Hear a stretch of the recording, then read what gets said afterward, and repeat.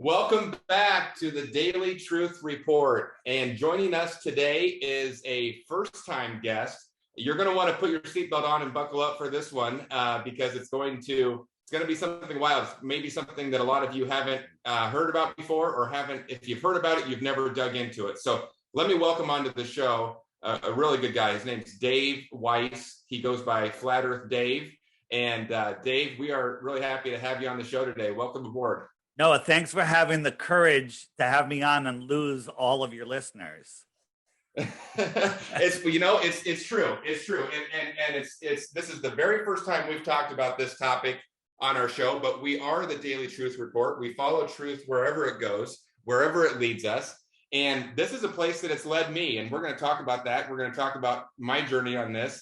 And we're going to talk certainly about your journey. And we're just going to ask a lot of questions. We're going to try and open some eyeballs. And I'm here to say I don't have everything figured out. I don't know for sure what the right answer is, but I will tell you there's something here, and this is very interesting. And so if we don't follow our mission to seek out the truth wherever we find it, then we're going to have to change our name. So here we go. Dave, go ahead. No, we have the same story. I was doing a conspiracy podcast. We were conspiracy analysts. I don't like the word theorists because we actually analyze the nonsense we hear on the news. And we were bringing out the truth. And when Flat Earth was thrown at me, I refused to watch a 1-minute video. I banned people from our social media for even suggesting that I look at it, okay? Because they're too dumb for my time. And then I was forced by another researcher that I respect to look, and I went in with a closed mind. I normally go into a conspiracy. All right, let me see what this is. I went in that flat earth is stupid. I'm just going to prove it wrong. I'm going to prove the globe and be done with it. That was 2014, 2015. And here I am today. I left my own very successful business to talk to people like you and spread this important word. And as we'll get into this, that by the end, the people throw up their hands when you basically knock down everything they thought was a globe proof. They go, well, why the lie? How would they keep a lie? They can't even keep a BJ in the White House a secret, right? And then and they're like, well, why? What does the shape matter? I still have to go to work. And as the day of this recording on my app, the Flat Earth Sun, Moon, and Zodiac Clock app. Oh no, actually, that's not today. It's coming up. There's a video called "Why would they lie about the shape of the Earth? I still have to go to work." And it'll blow your mind. It's really truthful. So for those of you listening that think that I'm stupid, you can have 3 Bitcoins if you can give me 1 proof of the globe after taking the Flat Earth app challenge, or just taking what I call my crash course challenge, which is just a series of videos you can watch at flatearthdave.com. So wow. Okay. So we are recording this July 20th, 2022. And for the record, Bitcoin is about $24,000 per 1 Bitcoin right now. So Dave has a challenge out there, and we'll get into that more in a little bit. But I want to set the stage really quick, and you can see on the screen it says Flat Earth Dave. We've said the words Flat Earth. I want to throw another word out there that I really like, and I heard this recently, really for the first time, and it's a view of a biblical Earth, the biblical Earth model. And that's where I'm coming from, and that's what has gotten my attention a lot on this. And maybe we can talk about that a bit as we go, Dave. But there is dozens, if not hundreds, of references in the Bible to a still flat Earth, an unmoving Earth, and no references to us hurling through space. And when I started to look at that, and you start to read the Genesis account, and you start to realize, wait a second, if I'm trusting the Bible as my guide for everything else, why am I not doing it here? So for anyone who is turned off by the word flat Earth, I want to sub in the word biblical Earth and see where that takes us as we go. Go ahead, Dave. I want to substitute for flat Earth and for biblical Earth, because there's many people that are turned off by the term biblical Earth. I would be one of those people years ago before I discovered flat Earth, because I'm like, oh, Bible believers, Quran believers, these are just religious fanatics. And I discounted all of that stuff. I basically could be described as an atheist at that time in my life, which is absolutely ridiculous. But I rather call it true Earth or level Earth, because flat isn't a shape, right? And it's level.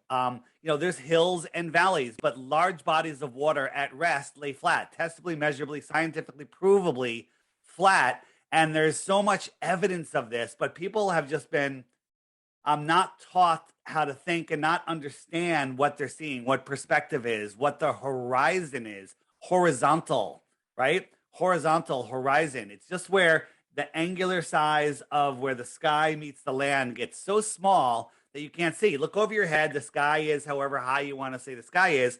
But in the distance, those clouds that are way over your head are merged into the horizon 20, 30 miles away.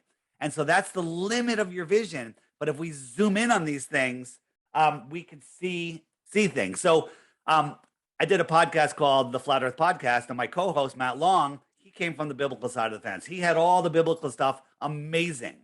But I like to lead with the science, the observable, testable, scientifically provable facts that cannot be denied, and then say, oh yeah, and it's also in the Bible. There's over 200 proofs. This playlist right here, if you're a Bible believer or a Bible hater, you need to watch these videos, okay? Because they will show you things that you've never seen. You are surrounded by infinite number of doors with infinite possibilities behind them, and they've all been hidden for you in this heliocentric matrix.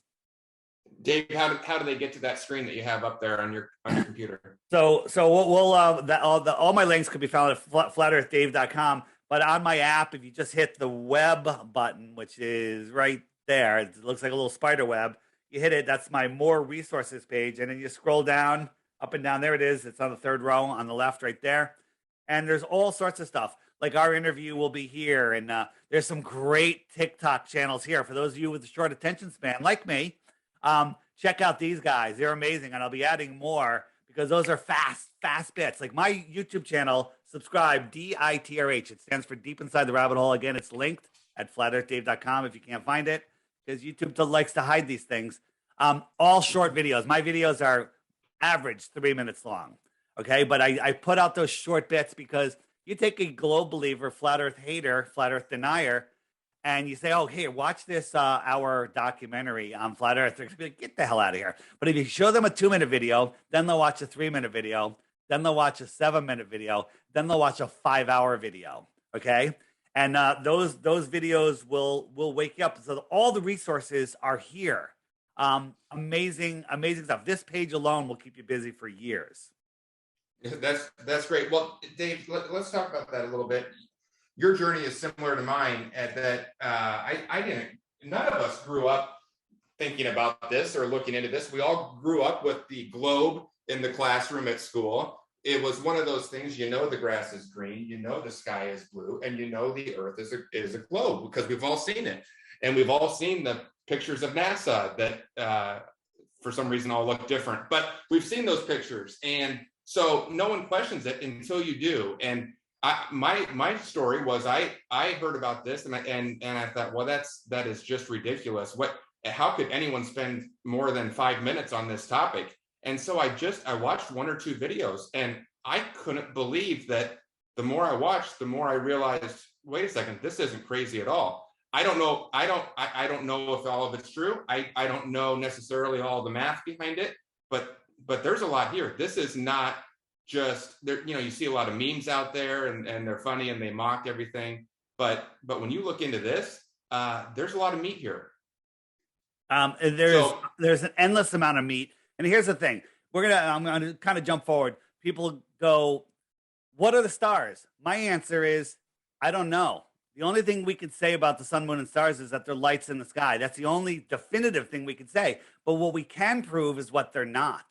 Okay. And so that's jumping forward a little bit. I can prove that the sun and the stars are not the sizes and distances they tell us. We can prove that scientifically. And once people wrap their minds around that, then they'll start to say, okay, well, that's a lie. And then everything else unwinds from there. Once you find one heliocentric lie, the entire house of cards comes down. Here's all the pictures from NASA. Which one do you like? Right? Maybe these are different. I think these are all NASA. They're horrible. They don't make any sense. Look at the United States here and here. It's like 3 times the size. Look at the colors. Absolute insanity. Yeah. And I believe you can't see it on this one, but I have a high res. On this one, they left the cloning stamp tool from Photoshop in there. It's absolute insanity once you start to understand how big this deception is. Well, and that's what we wanted to do. So I want to spend some time talking about stuff like this, Dave, and just taking one thing after another. But just on a real high level, this is one of the things that that you're going to discover right away when you get involved.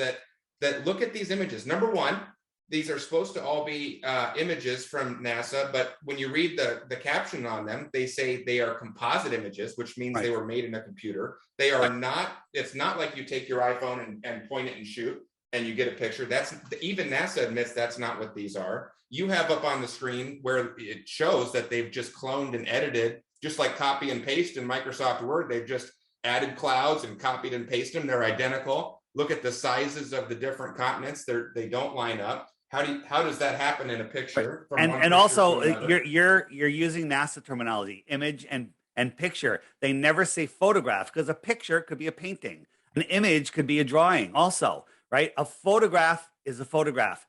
They don't like to lie. They tell us the truth and people don't hear it, right? Image and pictures are not photographs. NASA will never say, here's a photograph of Earth. Here's a photograph of another planet. Here's a photograph of a satellite in space. They will only say image. Interesting. Yeah. Well, let's just take another one, Dave. What are, if we had a top 10 list of things that people might encounter when they start digging into this, what are some other ones that they might run into that would just be almost painfully obvious that something's not right here? Well, first of all, let's just jump back a little bit and let me see if I have an image here. Is to understand what flat Earth is, right? What flat Earth isn't. Right? They want you to believe. Whoops, I thought it would work. Sometimes when I plug this in, some of the images will not load. So let's go here. Where is it? You know what? I'm gonna have to do it another way. So when you think of flat Earth, let's do it this way. When you think of flat Earth, you think of a disk floating in space because that's what you were programmed to believe, right? That's what you were programmed to believe, that this is flat Earth. If you Google flat Earth, you get this. Mm-hmm. No flat earther thinks that this is ridiculous. This is mixing a fake flat Earth theory, well, which is not ours, in with a fake heliocentric solar system theory. You got two fake things to choose from, this fake one or that fake one. You know, Republican or Democrat. Which one do you want? And they're both complete and total nonsense, right? So what is the flat Earth, right? You know, when you Google flat Earth, you know, you get this, right? And then you'll laugh at flat Earth and never look at it again, right? So what is flat Earth? Flat Earth is like a pond, right? Think about a pond. A pond is a body of water. It's flat. And what holds the water in? The edges? The edges of the pond. Why? Because they're higher or lower than the water. Yeah, higher, right. Of course. So water needs a container. If you have a glass of water and get rid of the glass, the water's gone. A tub of water, get rid of the tub, the water's gone. A pond, get rid of the edges of the pond, the water's gone. Right? A lake is a bigger pond. It's flat. The oceans of the world create a giant lake. Okay? So the oceans of the world create a giant lake, and Antarctica is the highest land on Earth. It's not a continent at the bottom of the ball. It's the land that surrounds our lake, and it's the highest land on Earth. Well, that makes sense. Antarctica is the shoreline of our world pond. Okay? So people go, oh, what happens if you go to the edge of the Earth and fall off, right? That's what they want you to think, right? Nobody thinks that. If you Google Antarctica from space, you get just cartoons. Right? There's no image. Now, there are bases along the shoreline of Antarctica off of Santiago, Chile. I believe there's one off of New Zealand, perhaps. But they don't give you the impression, that it's really set up like this. So people go, if you go to the edge of the Earth, how come you're not going to fall off? And the answer is because you're going to the edge of a lake. If you sailed to the edge of a lake, would you fall off the lake? No, you wouldn't fall off. You'd get to the edge. And when you get to the edge, well, Antarctica is raised up. It's frozen. It's the shoreline of our world. People go, show me a picture of the ice wall. Well, here's some pictures and some video. Okay. And good. Dave, most people or some people may not be aware of this, but there's an Antarctic Treaty that I believe almost every single country in the world is a party to. Meanwhile, we're having wars all over the place. We can't agree on anything else, but we've all agreed to this Antarctic Treaty that says no one can go there. Right. In 1959, Admiral Byrd said he went beyond the poles and saw land bigger than the United States. Well, that's a problem on a globe. How do you go beyond the poles, right, to unknown lands? And it's filled with resources, fuel, everything we need, and nobody's there. No plants, no animals, no people. Wow, sounds like a dreamland. Just go, and they go, Antarctic Treaty, a dozen countries signed on, and now every major country in the world is signed on. And you can't question it until the year 2041. Well, look what's going on in the world. We're running out of gas, running out of this, running out of that. Baloney, right? How come ExxonMobil doesn't petition to have this, the longest treaty in the history of known history, dissolved so they can, get lower gas prices, And no one's going to do that because they know that's not really what's going on. Right. So, why? And this is the kind of stuff that really started to get my attention. That's a fact, Dave. I mean, that treaty exists. That's not a conspiracy theory. That's not someone went somewhere and said something. That's been a treaty that's been in existence for decades. And meanwhile, we're at war with Russia and everybody else, but we can agree on this. And why is it so important to protect frozen tundra? Because of the animals there? It makes no sense. There's no animals there except the penguins. And, the penguins actually prove the Earth is flat by where they're located else in the world. And I could show you that in a little bit. But there's 60 degrees south, which is still, I don't know, it's over 1,000 miles from Antarctica. You can't even see it. You're not allowed to go there without being permitted or going on one of these highly expensive tours, supervised tours where you just go to that little island off of Santiago. These fishermen tried to cross it, and this destroyer showed up and literally, came down upon them, sent a drone out to them, and told them that they have to immediately turn around. They're in restricted waters, and turn them around because no one's allowed to go there. Now, think about this. The guys that are on this ship, they're soldiers. They're Marines, whatever you want to call them. They're order followers. They are the prisoner guards for their own prison, and they don't even know it. Okay? They don't even know it. They're just following orders without wondering, why are we protecting this supposed wasteland? And the answer is because, Antarctica could be something completely different, right? What if the world was set up like this? I'm sure you've seen this map. We live here. This ring is Antarctica. And out here in the outer space is more land, extra territory, extra terra. If somebody lived out here, they might be considered an extraterrestrial from the outer space. Okay. Interesting. And Dave, what you said about Admiral Byrd, this again, this is a fact. So you can draw different conclusions from it, but this is a high-ranking admiral, Admiral Byrd, who led an expedition to the alleged South Pole, to Antarctica, and he claims to have crossed through it and found extra land. That, at least that part, is historical record. Is that correct?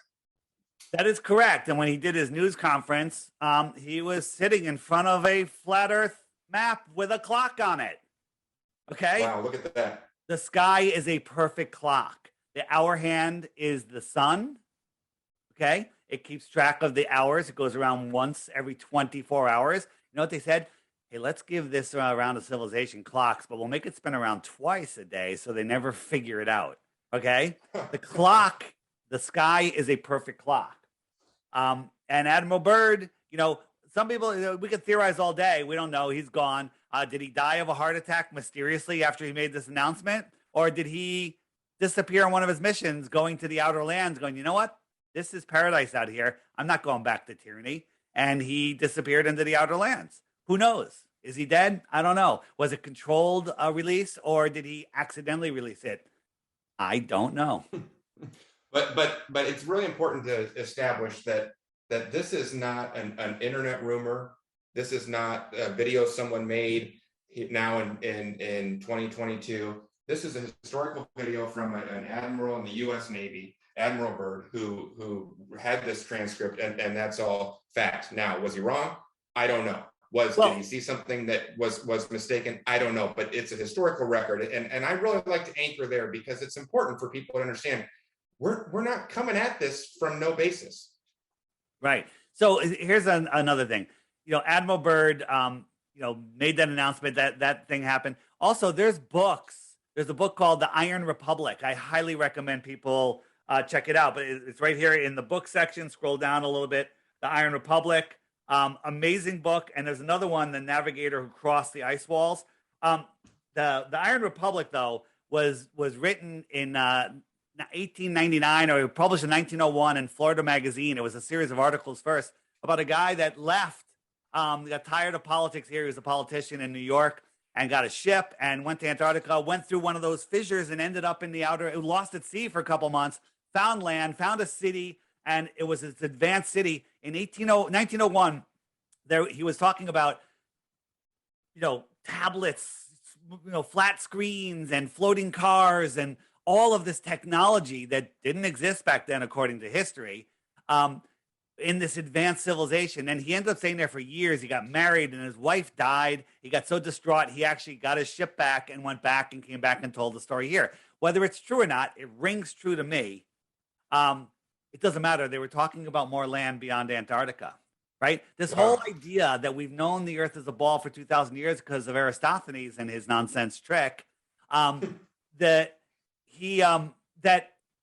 it is ridiculous because they were teaching flat Earth here into the mid 1900s. Okay, in public schools, they were still teaching flat Earth here. They've changed our books. The Rockefellers, the bankers, supply all of the schools, which they keep very poorly funded, and they give them textbooks printed by the bankers to teach you how to be good banking customers, not how to be bankers. And they sell them to the schools at a quarter of whatever it costs to make them. So no other competing educational book company could ever compete. Because let's say I made an amazing textbook and I sold it for cost. Well, it'd be 4 times more expensive than the Rockefellers books. Okay, so that's how they control the school boards. They control everything, and everything is like, nope, you have to use this. You have to do this. Here's the curriculum. You must teach this in kindergarten. One story I always tell is it was in kindergarten or first grade, I'm not sure. We're out they take us outside and they're teaching us about gravity. And the teacher swings a bucket of water around on a rope and says that's gravity. And I had the wherewithal to say, if that's gravity, but the Earth is a ball and the water's on the outside, wouldn't you have to turn the bucket over? And the teacher goes, huh. And he scratches his beard and he goes to get the book and he goes, well, this is the way they teach it to me, tell me to teach it in the book. So this is how I'm going to teach it. You just go along and play. And I went over and played. I got on a swing and I had a good time. Okay. But that's kind of made me realize that teachers are just following orders. They're order followers. They're the ones that can memorize and regurgitate the nonsense the best. So we're getting back to your point about the Antarctic Treaty. In the frequently asked questions section, there is under Antarctica. And if we scroll down, there's a video called Sorry, Antarctica is Closed right here. Bam. Sorry, Antarctica is closed. Won't be able to find that easily, even if you search for it by name. Although it's mirrored on a ton of channels. YouTube is hiding this information from you, right? So don't believe, the best Glober argument is, what are you believing of videos on YouTube? YouTube is a platform where you can put absolute nonsense and absolute truth side by side. You have to use your God-given common sense and discern what's true.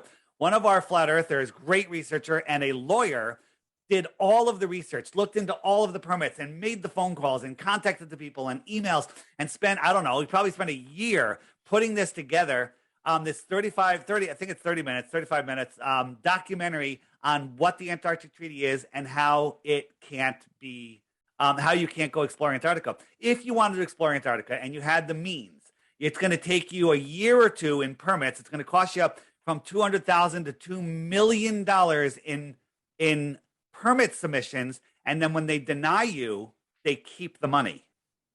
Okay. Last thing. Watch the video and then go verify it yourself. Don't believe anything I say. go verify what I'm saying. And I'm showing you that the app is the best way to find this stuff. You could find this. No, you probably can't find it yourself. But if you spend 500 hours researching flat Earth, you're probably going to find 2 hours worth of good content, maybe. Okay. If you're 498 hours, did I say five? Yeah, 400 and whatever. Yeah, 498 hours is not worth the $3 of the app, then maybe truth isn't for you. Well, I love what you said. Don't take anything that we're saying as truth. And I'm here to say I'm the host. I'm investigating. I'm asking questions. I find this wildly interesting. It feels like there's something here. I know when you're on a story and when you're tracking something that's real versus when you're not. So I'm interested. But Dave says don't take anything that he says for truth, and I agree with that. I mean, don't take it blindly. Go investigate. Listen to what he's saying, and go investigate yourself. Right? Dave's mentioned a couple of times he's got this app, and it's up on the screen. And I think he mentioned you can get it for $3. That's you go to flatearthdave.com, and that's where his app is. And what he's done is he's basically just organized all of this stuff and put it on there. So we're going to keep talking about this. And if you want to buy it, great. If you don't want to buy it, that's fine. But Dave's here to spend his time and talk about this for free. So, but if you hear he keeps talking about this app, that's where you find it. Well, the reason I'm talking about the app, because don't buy the app. Just go read the reviews. Go to flatearthdave.com and take the crash course. That's free. Okay. But just go read the reviews on the app, and you'll end up getting the app because you're going to want more information and you don't know where to find it. And this is literally, it brings it all together. There's new stuff being added every day, but this is just the flat earthers near me. And this is called the Friend Finder on the app. I can tap on a dot and I could send that person a message. Or I could say, I got it set for 50 kilometers. I could send out a message to 420 people and say, hey, I'm having a meetup at Rico's Bar and Grill Saturday at 4:00. And then 100 people show up. Wow. And now you have new friends. This is basically being used as a dating app now, because guess what? Flat earthers don't want to be with people that think the earth is a globe. We have the advantage, though, because if you find somebody we really like and that's smart, you can teach them about flat earth. But a glober can never convince a flat earther that the earth is a globe, because we've already seen that it's not. Okay? We've already changed our mind based on new information.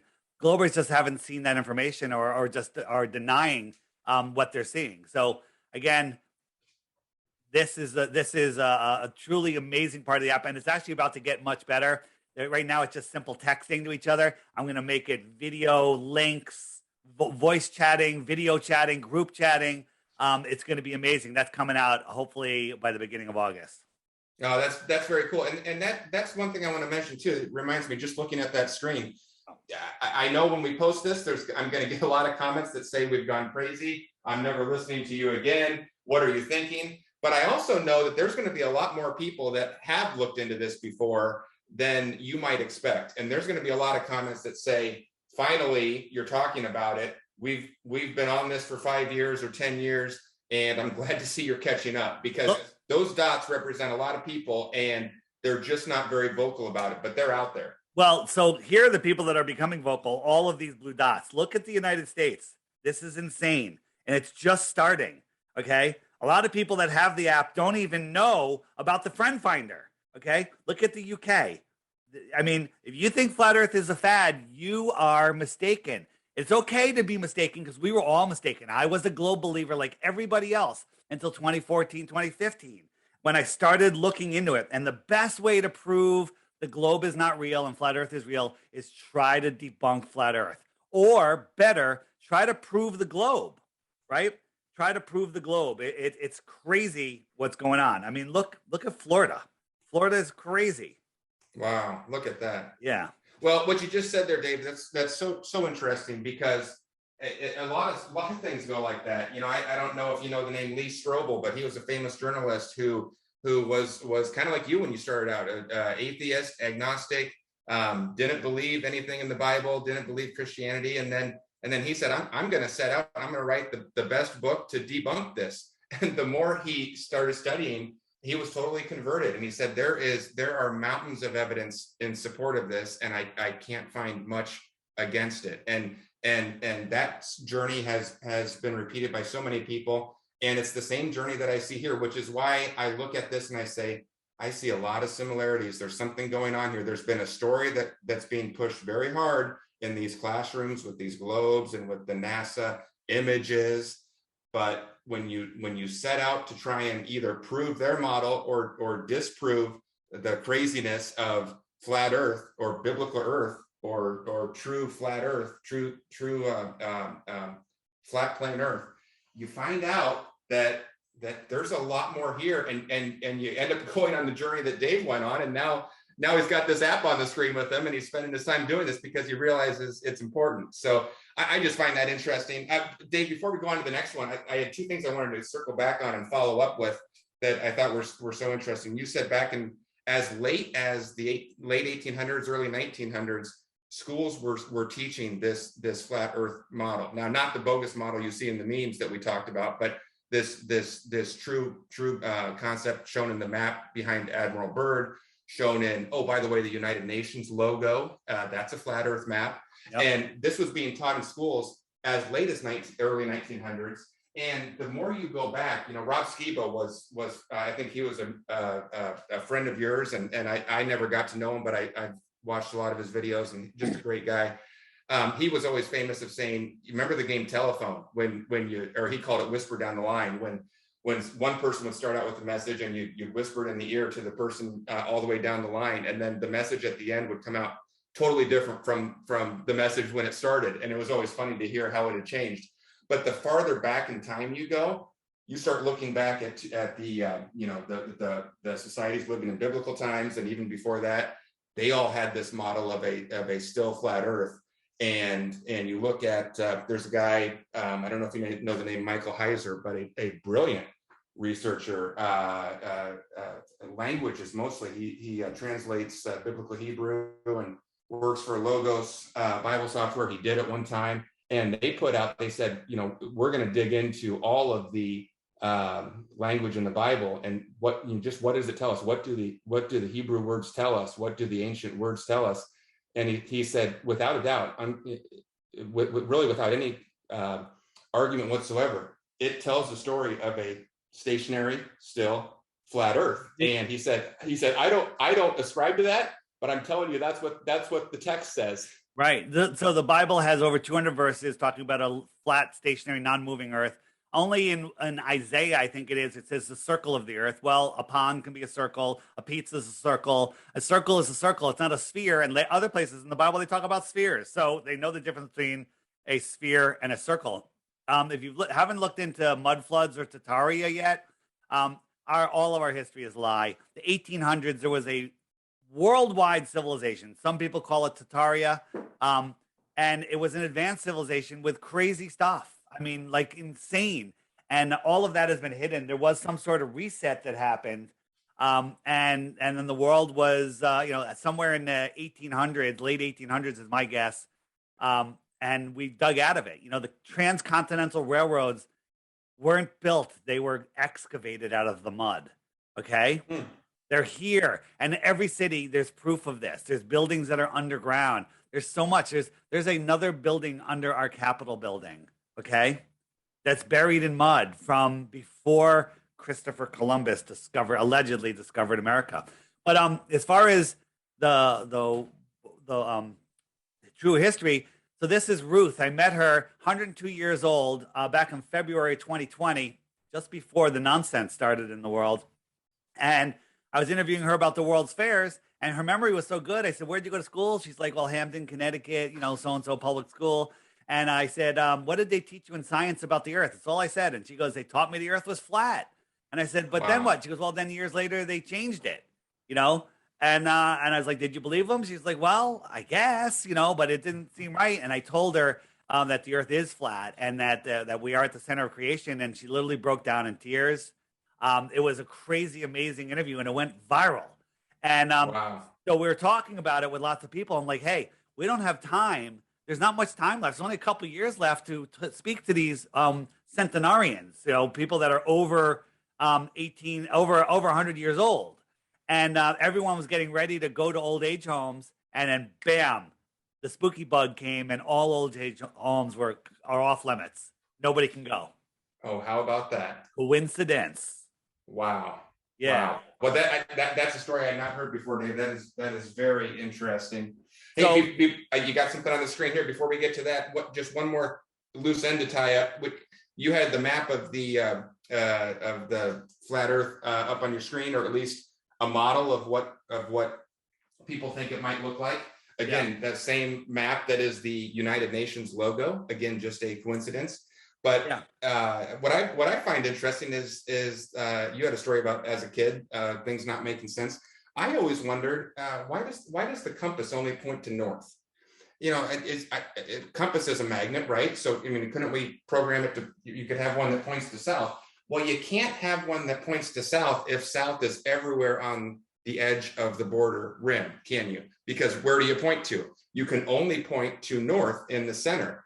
Again, I may just not be smart enough to understand. I readily admit that. So no, here's the thing. We've been trained to defer our common sense, God-given common sense, to a bunch of nonsense given by a guy in a bow tie wearing a lab coat. If you have the we call it the coat of the coat of, I don't know, it makes you smart. If you like, literally, we have guys doing street activism, and when they put on a doctor's lab coat, more people listen to them. It's so stupid, right? So here's the United Nations, right? Flat Earth map. Where's Antarctica? Interesting. And then you got the World Meteorological Organization, same map. What's going on there? Then you got the International Civil Aviation Organization. These are the organizations that run the world, okay? Flat Earth map. Where is it? What's going on? Right? And then you have the Flat Earth map, okay? And all of them are great. Well, people, yep, makes sense. Nope, sorry. Well, they're all based off of that, okay? Absolutely. It's absolutely insane. And then, you know, this is, have you seen, I showed this a minute ago, this is in Africa, the United Nations building in Africa. What the hell is going on there? That's the United Nations building in Africa. Looks like a bunch of sixes to me if you know anything about their numerology. Yeah, it looks like the CERN logo. Yeah, I mean, don't even get started on that one. Crazy, right? Wow. Yeah. So please take us on another one, Dave. You had something else up on the screen, and I just want to hit as many of these as we can, just to. Well, let's talk about circumnavigation. Let's talk about circumnavigation, right? So, on a ball with a magnetic north and a magnetic south, how the hell does the compass work? It has to be level. And how come compasses in the south don't point to the South Pole? Get a pole magnet, a north and south ends on it, and get a magnet, get a compass. If the compass, the needle will point to the magnet. I think it will. But it doesn't point to the south. There's no magnet. There's no compass. Even if there is a south magnet, I don't think there is. That it won't point to it. It only points to the north because we don't have a South Pole. We don't have a South Pole. So how does it work, right? We live in a lake. This was a lake, right? And all of these islands are the continents, right? At the center of the lake, we have our magnetic north, okay? So I got a magnet here and I got a compass. And I'm trying to push the compass west. And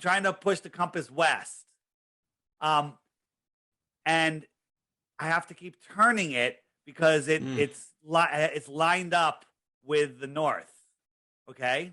And if I try to push it east, I have to keep turning to keep my north facing north. East is a circle, west is a circle, okay?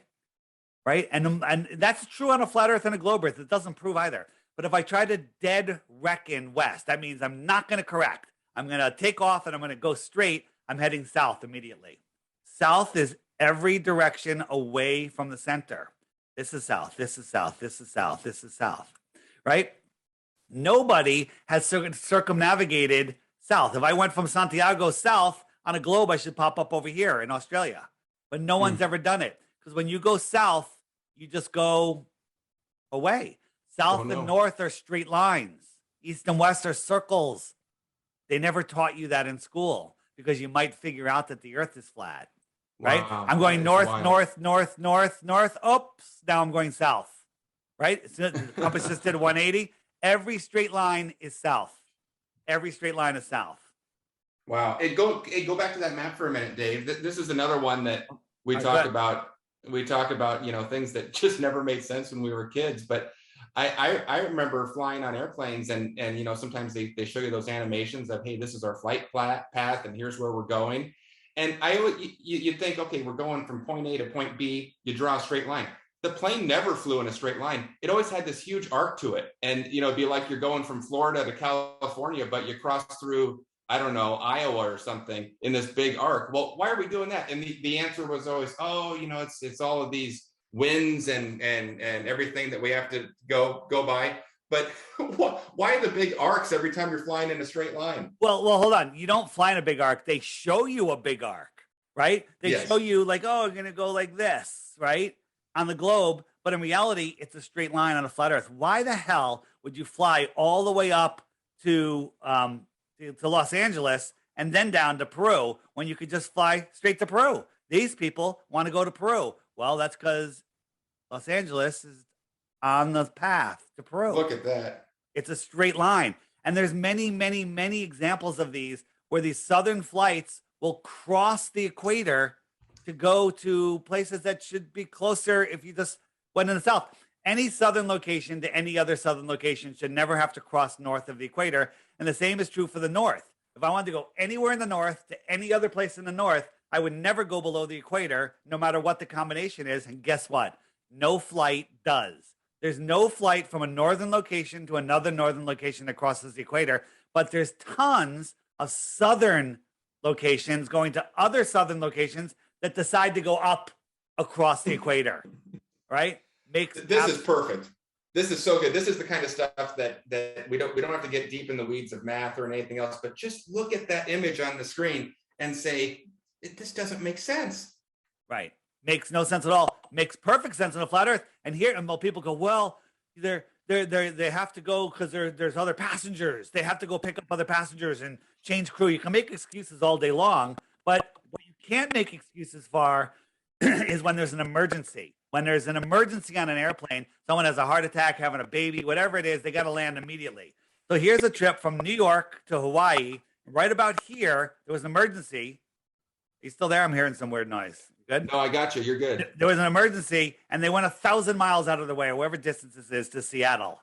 And they got there really fast, like 15 minutes. Like, how did they get there? Well, look at Seattle, New York. Seattle's right there. They were right over Seattle when it happened. Okay? Right? So let's just look at another one, right? And again, don't believe these memes I'm showing you. Go research them to yourself, and I'll show you where you can. This one, emergency, they went to Moscow. That is huge distance, right? Moscow's right on the flight path. Okay? Look at that. Here's another one. Here's another one. Check out this one. Dallas to landing in Calgary, Dallas to Beijing, right? Calgary, what the hell? Look at Calgary. It's right there. It's on a straight line. Airplane flies over the Earth plane, not air globe, sea level, not sea curve. Okay. And Dave, how fast is the Earth in the globe model? How fast is it spinning? I'll answer that. Real quick, another one. Endless. There's 16 of these emergency landings, and guess what? I've done the work. Not I. Eddie Flat Earth Banjo has done the work for you. He created this book, 16 emergency landings. You can buy it on lulu.com, or it's free online. Just go Google it. There's a PDF, and all of the research has been done for you. All of the facts, the flight routes, the times, what happened, where they landed, and the stupid excuses that the media gives, even if they do address it, which they mostly don't. It's all laid out. This book should be in schools. This is a textbook proving the Earth is flat. Okay? Proving. It's a great coffee table book, by the way, because if you put it on your coffee table and then somebody comes over and picks it up and reads one page, they become a flat earther.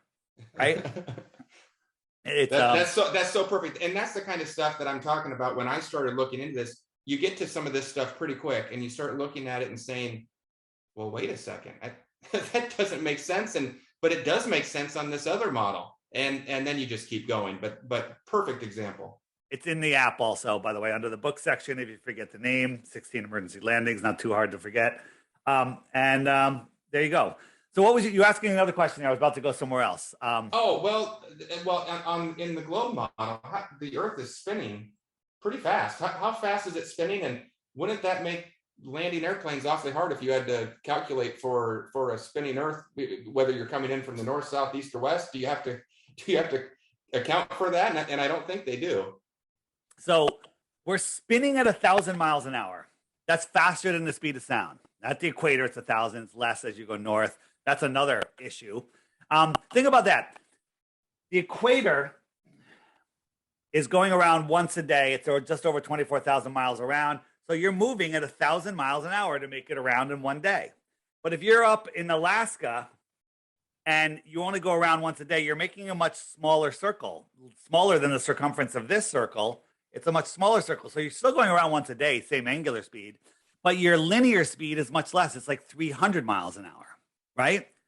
And so if you were on a helicopter, let's say, or even an airplane, you're sitting on the runway in Alaska, you're moving at 300 miles an hour. You take off and you fly to Ecuador and you want to land on a north-south oriented runway that's moving sideways at 1,000 miles an hour. How do you gain that extra speed to land on this moving runway? It's absolute insanity, right? This is your not yours, but this is Glober's. This is your model. You're spinning at 1,000 miles an hour. You're orbiting at 66,000 miles an hour. You're chasing the sun at 500,000 miles per hour, but nothing can be measured. The stars never change. Go out tonight, take a picture of the stars at a certain time, put a note in your calendar to do the same thing, same night next year, same time, and every star will be in the exact same place, even though we're 4.5 billion miles from where we were the year before. And now all the other stars are moving around like bees in a friggin' beehive. Nothing ever changes. Absolute ridiculous insanity. Just to demonstrate. Keep that up for a second, Dave, because that is so cool. Yeah. So, good. Well, no, you really hit on something big with the stars, because you learn in school, or you go out camping sometime and you look up and they got all these constellations and you can draw them and connect the dots and they form different things. How are those in the same spot? How do we have the North Star in the same spot every time? We just had the Georgia Guidestones that were taken down. And by the way, that's another conspiracy theory that came out to be true, but those just came down and they had a little spot in there that, and you can probably explain it better than I can, but they had a little spot where a certain star or light would come through at the exact same point every time. How does that work in this model that you have on the screen? Wouldn't those stars be moving that you never see the same one twice? This little hole right here showed Polaris, right? We're corkscrewing. You shouldn't be able to see it for a minute. By the time they were done drilling that hole, it should have moved. But it's been up for over 40 years. So the heliocentric ridiculous dumb argument is, oh, it's so far away that you don't notice any parallax, even though we're moving billions of miles a year for eon after eon, that it's too far away to notice any movement. That's stupid, ridiculous, and scientifically provably impossible, because remind me to talk about Polaris and how you can't see it. And so it's still there. But the other thing is they say, well, we didn't always have Polaris as a North Star. 2,000 years ago, we had Thuban, and 2,000 years from now, or whatever, we're going to have another star because the Earth is wobbling, right? The axis is wobbling. So great.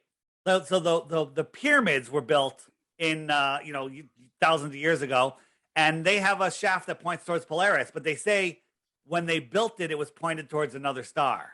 So we happen to live in the time when it's just coincidentally pointing to another star that we call the North Star. That's absolute made up, ridiculous insanity. Okay. And then the Georgia Guidestones, now they were built 41, 42 years ago, and they're pointing towards Polaris. Well, that whole precession thing says it should have moved at least 0.5 degree, and 0.5 degree is a lot. It would be way out of that hole, way out of that hole. Okay. 0.5 degree is it's huge.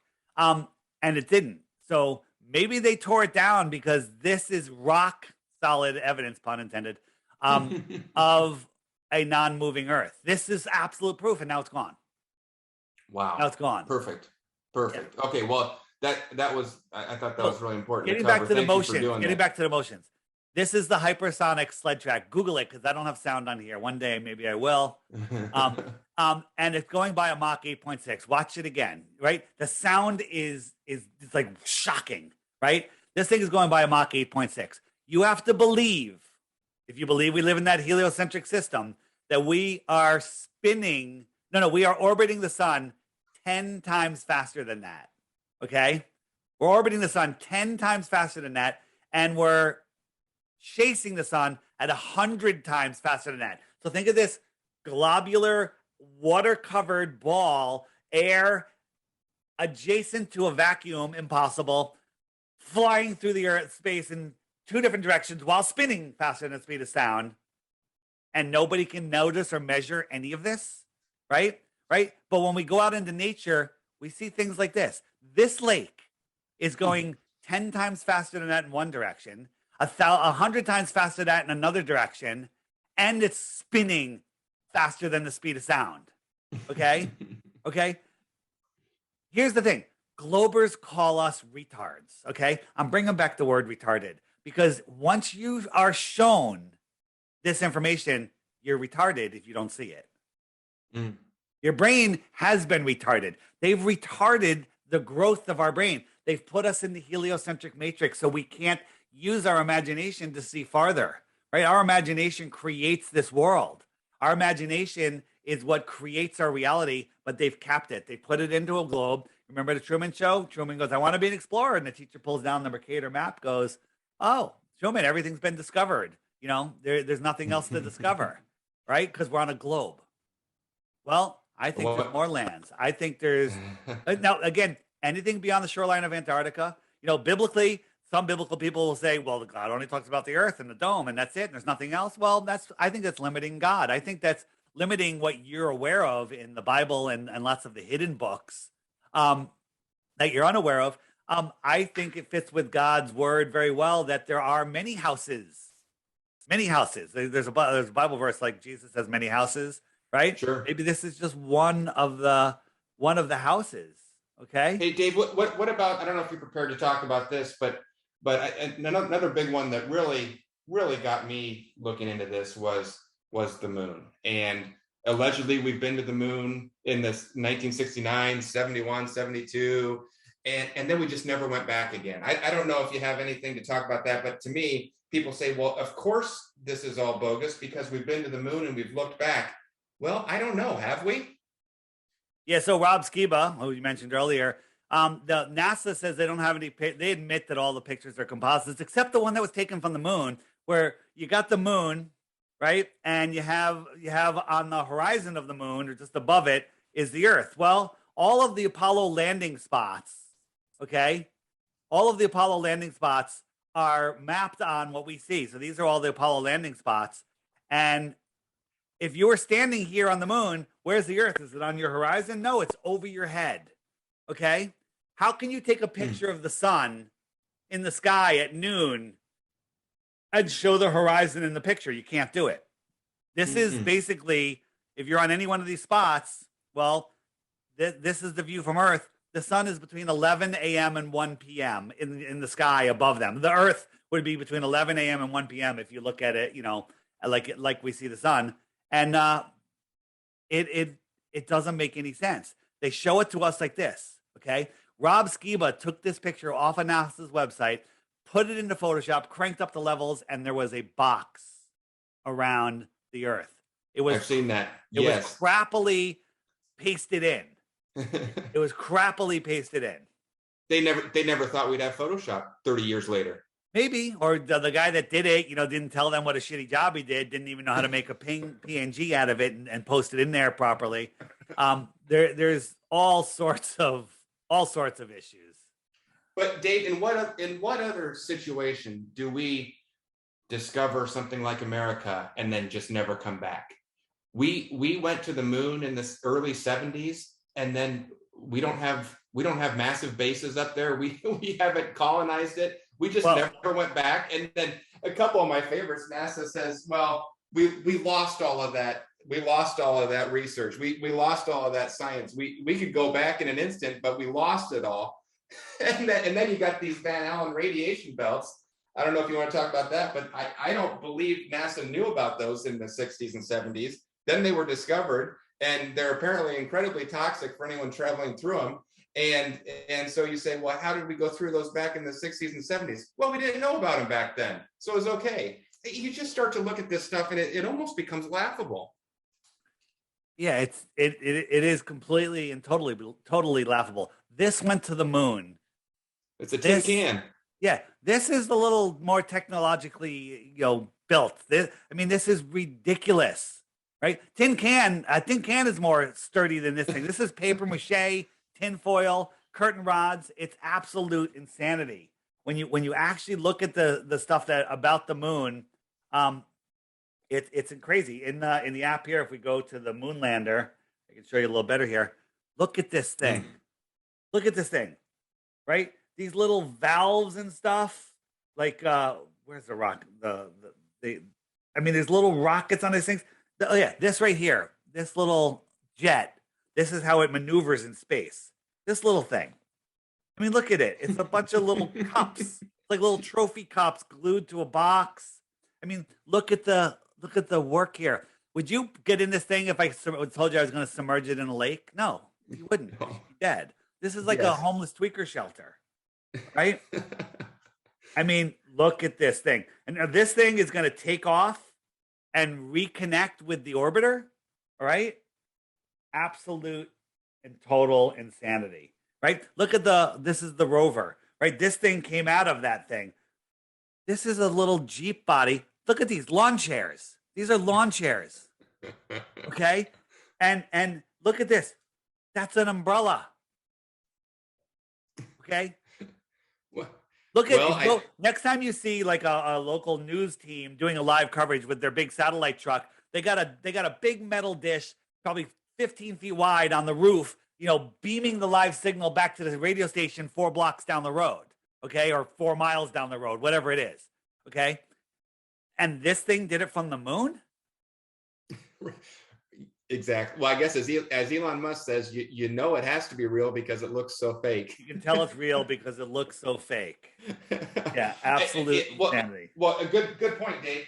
We beamed all this stuff back in the 60s and 70s. Meanwhile, I have magnitudes more computing power in my phone right now than they had in all of NASA back in the 60s and 70s.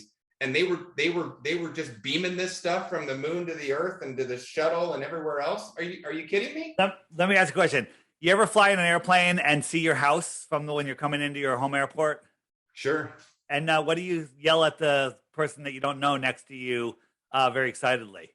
Yeah, right. You pointed out. Look, that's my house. Well, these guys that just got back from the moon, don't they look excited? Okay. On the moon, the entire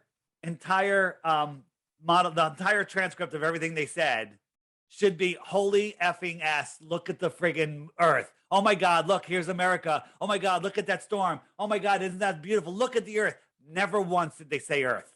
Never once did they say look at the Earth. Never once did they really take a picture of the Earth like that, except a fake one.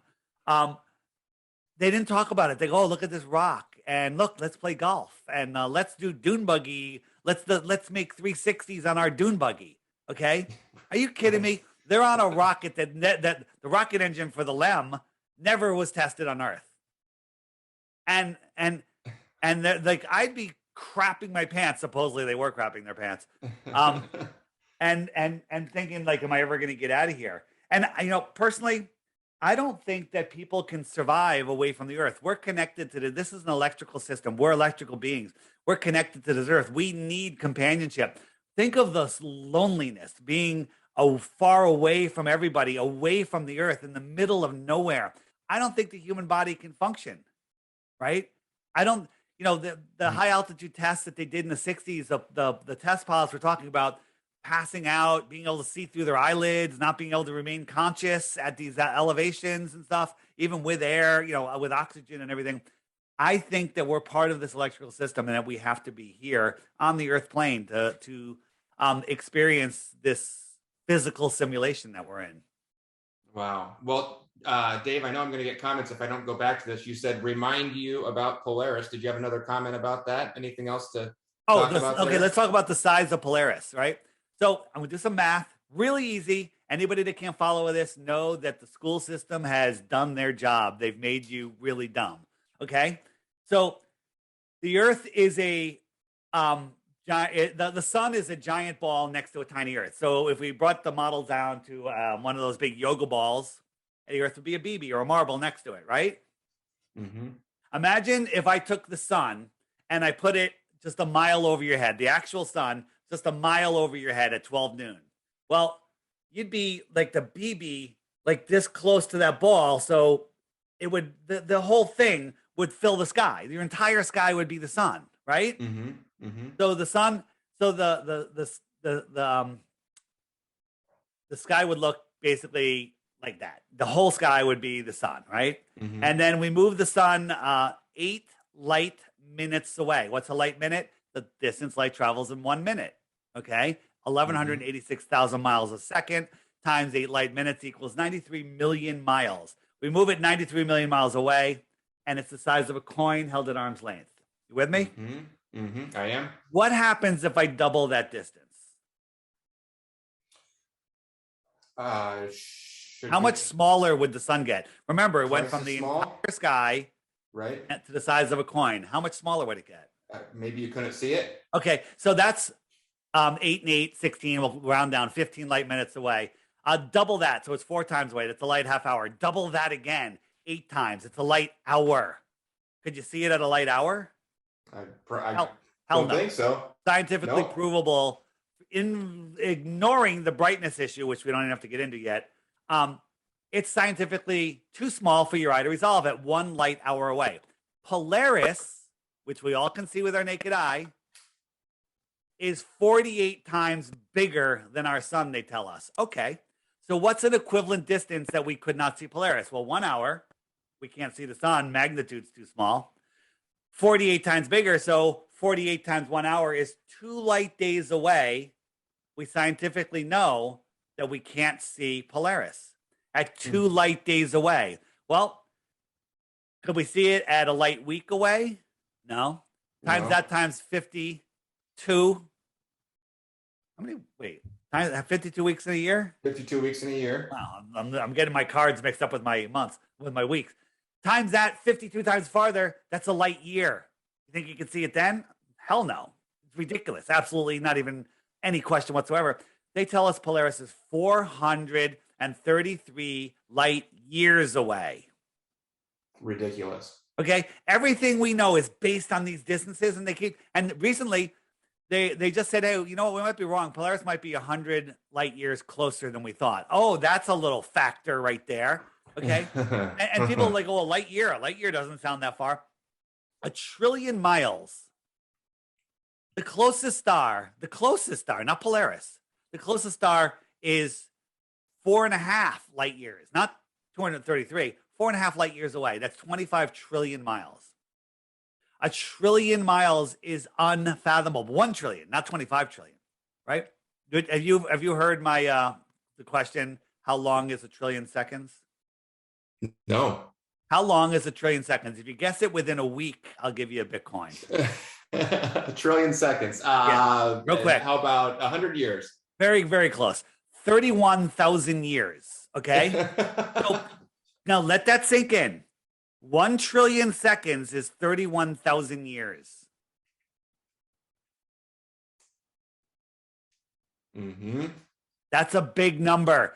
These numbers that they're talking about in impossible space are ridiculous. I just proved that light we see that is not the size or the distance that they tell us. Therefore, everything else is off the table. All of space is off the table because space is scientifically impossible. Right? Well, and how about that picture? Just that picture you have up on the screen. If something is 93 million miles away, it's coming at you in a straight line. How are those rays all breaking off into a circular pattern? Look at that. Right. Wow.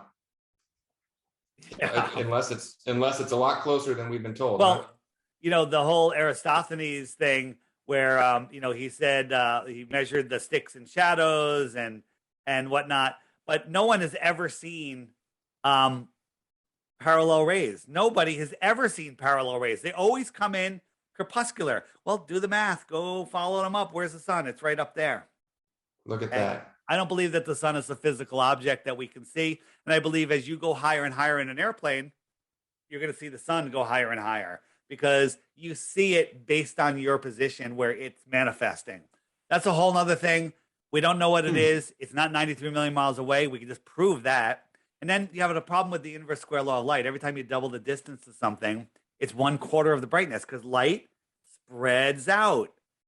And for it to spread out, it means it has to get thinner and dimmer, right? Because if I have a light here, if I put it in a room 1 square foot long and I have a light in the middle, the brightness on those walls is going to be different than if I put that in a mile square foot box with that little light. That light might not even make it to the edge of the box. It gets thinner and thinner and thinner, right? Right. Yes. That's a little experiment you could do. Get a small box, a bigger box, a bigger box, and a bigger box, and then hold a light bulb in the middle of it, and then get a light meter and read the wall on each box. Each box, it gets dimmer and dimmer and dimmer. And that's how you would see it. It would be dimmer and dimmer and dimmer.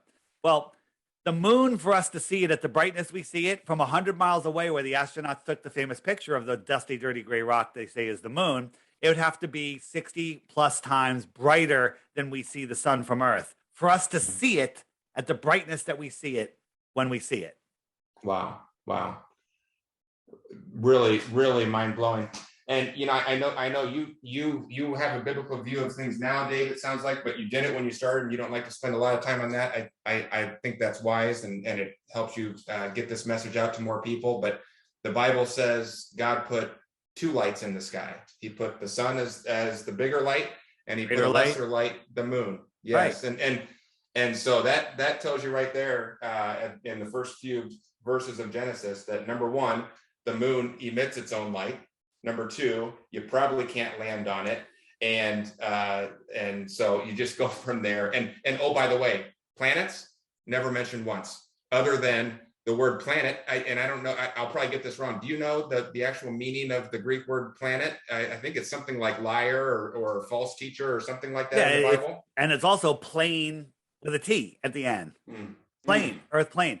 And they used to be called wandering stars until not that long ago. Okay. So again, there's so many, for those of you that are listening that are freaking out, what about eclipses? What about seasons? What about time zones? It's all explained in the app. Okay. And there's a lot. We wanted to do a 1-hour interview, just open up the topic. We may have Dave on again. I think this has been a lot of fun. I could do a bunch of these. This is tremendously fun for me. If everybody enjoys this, we may have him back on and dig into some of those deeper topics, because there is a lot. And by the way, nobody has this all figured out yet. Rob Skiba always used to say, well, you've had 2,000 years to work on your globe map. We just started this about 10 years ago, digging into this and researching. So give a little time, and there's a lot still to be figured out, but there are a lot of great answers. I want to end, Dave, with the biggest question of all, I think, and we've touched on it a bit before, but I think this is for me the perfect way to end this. And I think a lot of people probably have this question, because you said you get this a lot. But when you start asking questions and you show maybe those emergency landing maps, I think that's one of the best ones. I mean, just that book alone, like you said, put it on the coffee table. That probably starts the conversation right there. But when you see that, and when that makes so much sense, those pictures, and you don't have an immediate answer, one of the most common responses and the most common, I'll call it a defense mechanism, is to say, why would they lie about this? Why in the world? Why spend all this time? What does it matter? It doesn't matter. Why does it matter where we live, if it's a globe or if it's a flat, still plane?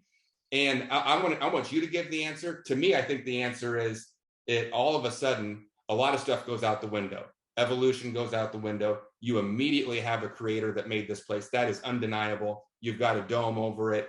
The creator, instead of being out in space somewhere that you can't see, you're never going to run into, he's immediately close. He's here, and it all of a sudden the Bible makes a lot more sense. And so to me, that's the answer. When you go to infinite space and you go to infinite time, and we're just a blue dot out in the middle of nothing, it all feels a little hopeless and purposeless. And so then just do whatever you want. But if you realize that this place is actually intentionally made by a creator with a dome over it, and you're in the dome, then everything changes. So give me your answer. So, there's 2 answers, which are really one answer. They're hiding more land, and they're hiding the creator. Well, the creator created the creation So you're hiding the creation. You're hiding the creator. There's a verse in the Bible that basically says, once you see my creation, you can no longer deny my existence. And that's what the God-hating rulers of this world want. They don't want you in a situation where you can't deny the creator. They hate the creator. It's God, creator, over man, over government. Government has already climbed on top of man, and they're trying to climb on top of God. They're removing God from the situation, from the equation. They're removing anyone that believes God from the military. They don't want anybody believing God that's in the military, right? And they're using, that whole religious exemption thing.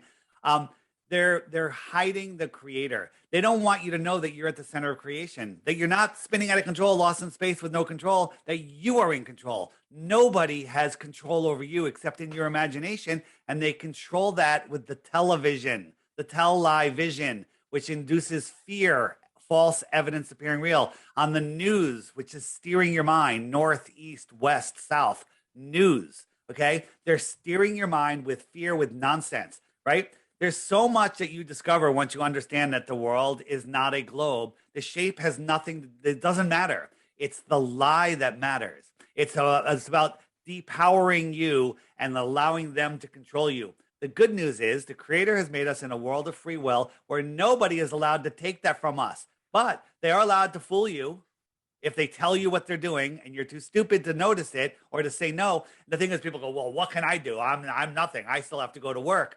Well, you can do plenty. You can unplug from the matrix. You can stop listening to them. Yeah, we still have to play in their stupid monetary system. Get off their monetary system. Start using cryptocurrency, privacy cryptocurrencies, not their cryptocurrencies, okay?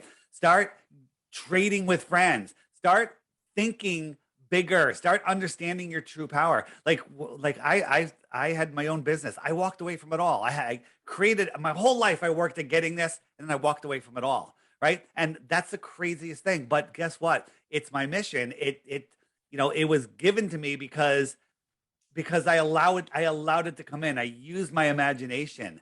Right. And so that's what they don't want. They don't want you to know that this is a spiritual war. They don't want you to know that there's much more to this place. Imagine this. Imagine if you had something the size of a roll of quarters that will heat your house however warm you want it, turn it into a sauna for the next 100 years, and you never have to replace it. And imagine if you had another thing the size of a roll of quarters that would power your house and your car for 100 years. Or if your car could run on water. Well, you can't patent water, and you can get it anywhere, right? Mm-hmm. Well, they can't have that. They don't want that, right? So why does it matter? Because they're hiding technology. All of our tax dollars are going to technology that's not for us. It's for them. Okay, who are them? Well, that's all another show. Okay, so why it matters? Bottom line is, it matters more than anything. All of the nonsense that's going on in the world, all of the ridiculous nonsense, and you know what I'm talking about, is because you're lost in space, spinning out of control, and you don't know who you are. Oh, how perfect! I'm going to put you on the spot really quick. I don't know if you can find it, but you are very good with that app. Do you have that video? If we are on a flat Earth with a dome over it, you would sure think that we'd want to go test it and go look up there. Do you have that video? And I don't know who it was, but someone went up there and they've got a video, and then all of a sudden the whatever plane they're in just stops. And do you know the one I'm talking about? So you're talking about it's called the Go Fast rocket. So yes. This was an amateur rocket. And by the way, the NASA rockets, SpaceX rockets, it's all baloney. Sometimes they launch something, sometimes they don't. That's a whole other thing. But this was an amateur rocket, took off in Arizona, and they gave us an uninterrupted view down, and there's also a sideways view. It went up 73 miles, and again, there's no sound on this, but if you get the one with the sound, it goes kerplunk, and it stops spinning all of a sudden, and it hits something. Okay, so and so that's interesting. Right, it hit something at 73 miles, and we have other whistleblowers from NASA and stuff that are saying, yeah, that's where the firmament starts. It starts to get thicker, and then it becomes solid. But look, This is the moon. Whoa. That's the moon, right? Horizon's looking a little flat to me, but more importantly, that's the moon. All right, so let's take a look. Wow, This was took off in Arizona, and it went straight up, and the moon was over Australia. Well, if the Earth was a basketball, that rocket was a half a millimeter above the top of the basketball, and the moon was below the basketball. How do we Wow. see the moon? How do we see the moon? Look at Okay. that. Amazing. Yeah. So again, there's so much evidence that the globe is a lie. It's unbelievable. It's ridiculous. It's beyond ridiculous. And there's so much evidence that we can see too far, that that space is scientifically impossible. Like I showed you before for a moment, the map, which I like, and now whether it's real or not doesn't matter. This is scientifically possible. We live here. This is our pond, right? And this ring right here, which is hard to see, that's the Antarctica. Then there's more water out here, and then there's other ponds. These could be a couple thousand miles away. That distance between these two right here might be a couple thousand miles. So this is huge, right? And these are other worlds. Now, they're scientifically possible because we're in a contained system, right? Maybe there's a superdome, and we have all our little energetic domes for each of our worlds. Who knows? But this is scientifically possible. Outer space is off the table. It's Narnia. It's ridiculous. Okay? Wow. This is the outer space. We're here. All of this is the outer space, crossing the plane. Okay? Everything is here. Why is our solar system flat? They have to model it flat because the lights that we see are circling above the flat Earth. Wow. Well, that is absolutely mind-blowing. Dave, I want to thank you for coming on the show. Really enjoyed this one. This is a first for our channel, for our audience. And I think this is going to really get a lot of discussion going. And if you come back, we'd love to have you back on. So we'll set that up at some point in the future if we can make it happen. But this has been a blast. Thanks for coming, and thanks for making the time. And before we go, his website's on the screen, flatearthdave.com. Everything that we've talked about, all the videos, it's all on that site, and you can find it all there. So just go there. Our guest today has been Dave Weiss, and thank you so much, Dave, for coming on. I'll give you the last word. That's it. Don't believe anything I say. flatearthdave.com. Tons of resources there. Check out the app. Get the app. And if you're like, okay, I thought you were crazy at the beginning. You made some good points. What do I do now? I still have to go. I'm busy. I got to go to work. Okay, get the app. And every morning when you're having your coffee or your breakfast, watch the daily video. Click, boom. And just watch. It's short. I usually do short ones during the week, longer ones on the weekend. Just watch that video. And then watch the videos that follow it, because those are videos that I've selected, not YouTube, right? If I sent you like, hey, Dave, how does circumnavigation work? And I sent you a video on circumnavigation, the next video that comes up is going to be a NASA video. Okay, it's going to be a nonsense video to distract you, right? But in the app, the next video is a video that I selected, okay, that we selected, right? It's a video that's going to educate you. And again, don't believe anything. Test it yourself. I'm just showing you the doors that are surrounding you, that are waiting to be open, and the app is the key to unlock them to get to that information, because you're going to be looking for the key forever, and Google's not going to serve it to you. No, it's not. Well, there you go, everybody. Dave, thanks for coming on, and we'll catch you on the next one. All right, man. Thanks. See you. Thanks.